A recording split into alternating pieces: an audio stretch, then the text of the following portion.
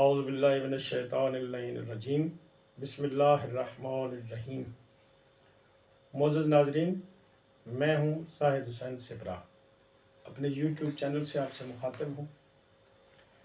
جیسے کہ ہم نے پہلی ویڈیو میں خطبہ نمبر 1 نہج البلاغہ سے شروع کیا تھا، آج اس کو دوسرا حصہ آپ کی خدمت میں لے کر حاضر ہوا۔ بسم اللہ الرحمن الرحیم۔ مولا کائنات امیر المومنین حضرت علی ابن ابی طالب علیہ السلام نے حضرت آدم علیہ السلام کی تخلیق کے بارے میں فرمایا، اللہ نے سخت و نرم اور شیریں و شورا زار زمین سے مٹی جمع کی، اسے پانی سے اتنا بھگویا کہ وہ صاف ہو کر نتھر گئی، اور تری سے گوند اتنا گوندا کہ اس میں لس پیدا ہو گیا۔ اس سے ایک ایسی صورت بنائی جس میں موڑ ہیں اور جوڑ ہیں، اعضاء ہیں اور مختلف حصے، اسے یہاں تک سکایا کہ وہ خود تھم سکے، اور اتنا سخت کیا کہ وہ کھنکھنانے لگی۔ ایک وقت معین اور مدت معلوم تک اسے یوں ہی رہنے دیا، پھر اس میں روح پھونکی تو وہ اسے ایسے انسان کی صورت میں کھڑی ہو گئی جو قوائے ذہنی کو حرکت دینے والا، فکری حرکات سے تصرف کرنے والا، اعضاء و جوارح سے خدمت لینے والا اور ہاتھ پیروں کو چلانے والا ہے، اور ایسی شناخت کا مالک ہے جس سے حق و باطل میں تمیز کرتا ہے، اور مختلف مزوں، بوؤں، رنگوں اور جنسوں میں فرق کرتا ہے۔ خود رنگا رنگ کی مٹی اور ملتی جلتی ہوئی موافق چیزوں اور مخالف ضدوں اور متضاد خلطوں سے اس کا خمیر ہوا ہے، یعنی گرمی سردی، تری خشکی کا پیکر ہے۔ پھر اللہ نے فرشتوں سے چاہا کہ وہ اس کی سونپی ہوئی ودیت ادا کریں اور اس کے پیمانے وصیت کو پورا کریں جو سجدہ آدم علیہ السلام کے حکم کو تسلیم کرنے اور اس کی بزرگی کے سامنے تواضع و فروتنی کے لیے تھا۔ اس لیے اللہ نے کہا آدم کو سجدہ کرو۔ ابلیس کے سوا سب نے سجدہ کیا، اسے عصبیت نے گھیر لیا، بدبختی اس پر چھا گئی۔ آگ سے پیدا ہونے کی وجہ سے اپنے کو بزرگ و برتر سمجھا اور کھنکھناتی ہوئی مٹی کی مخلوق کو ذلیل جانا۔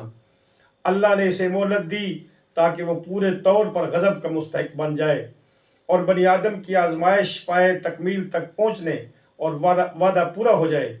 چنانچہ اللہ نے اس سے کہا کہ تجھے وقت معین کے دن تک مہلت ہے۔ پھر اللہ نے آدم علیہ السلام کو ایسے گھر میں ٹھہرایا جہاں ان کی زندگی کو خوشگوار رکھا۔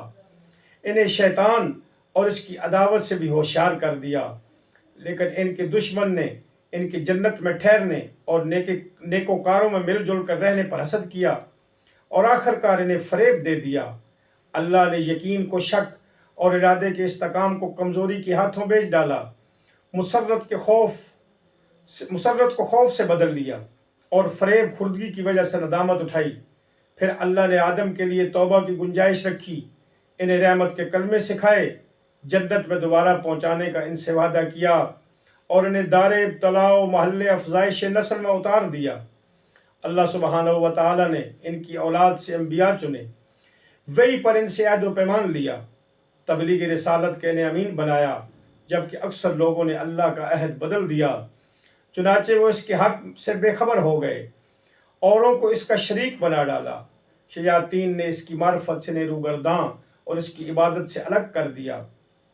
اللہ نے ان میں اپنے رسول مبعوث کیے اور لگاتار انبیاء بھیجے تاکہ ان سے فطرت کے عہد و پیمان پورے کرائیں، اس کی بھولی ہوئی نعمتیں یاد دلائیں، پیغام ربانی پہنچا کر حجت تمام کریں، عقل کے دفینوں کو ابھاریں اور انہیں قدرت کی نشانیاں دکھائیں۔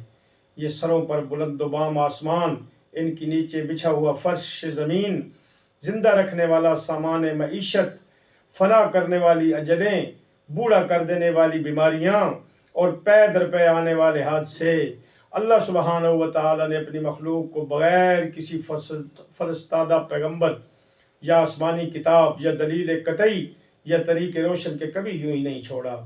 ایسے رسول جنہیں تعداد کی کمی اور جھٹلانے والوں کی کثرت درماندہ و عاجز نہیں کرتی تھی۔ ان میں کوئی سابق تھا جس نے بعد میں آنے والے کا نام و نشان بتایا، کوئی بعد میں آیا جسے پہلا پہچنوا چکا تھا۔ اسی طرح مدتیں گزر گئیں، زمانے بیت گئے، बाप दादाओं की जगह पर इनकी औलादें बस गईं, यहाँ तक कि अल्लाह सुब्हानहू ने इफ़ाए अहद व अतमाम नबुव्वत के लिए हज़रत मोहम्मद मुस्तफ़ा सल्लल्लाहु अलैहि वसल्लम को मबऊस किया, जिनके मुतल्लिक नबियों से अहद व पैमान लिया जा चुका था, जिनकी अलामात ज़हूर मशहूर महल विलादत मुबारक व मसऊद था। इस वक्त ज़मीन पर बसने वालों के मसलक जुदा जुदा, ख्वाहिश मुतफर्रक व परागंदा और राहें अलग अलग थीं।